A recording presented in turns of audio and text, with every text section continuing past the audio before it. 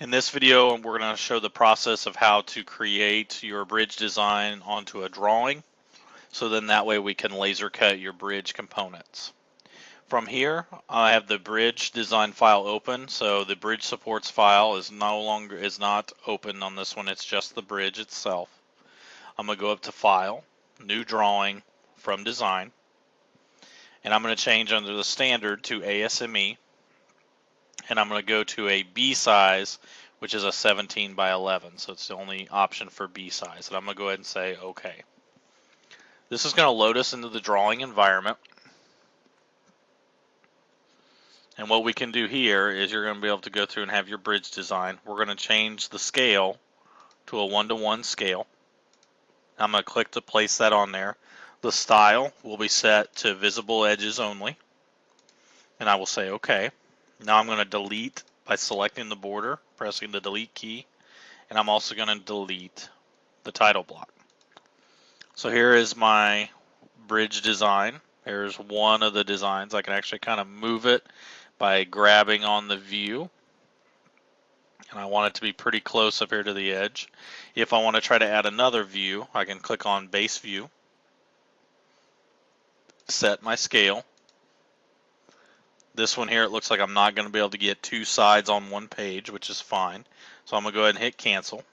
So I can go ahead and probably place this a little bit more towards the center. If I want to add another sheet, I can go down here to the bottom left corner, click the plus sign. This will add another sheet of paper. I can go ahead and set in another side. And depending upon your bridge design, you may need to go through and look at creating maybe the ends, the left and right side, or the top and bottom. So in order to do that, I'm going to click the plus sign.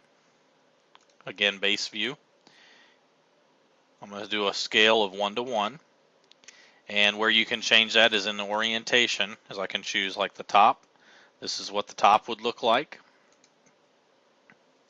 And I can go ahead and say OK.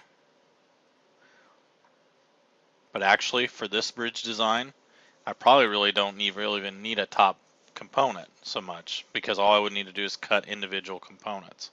But this is how you would go through and do that for your own bridge design. Another sheet of paper, bridge, I could choose the bottom view.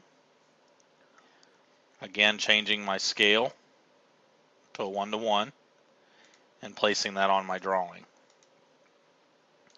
So in my bridge design in the video, actually, when I look at the actual design, I would probably get by pretty well with just laser cutting the sides out and then running supports, cutting individual pieces to glue on to glue these together.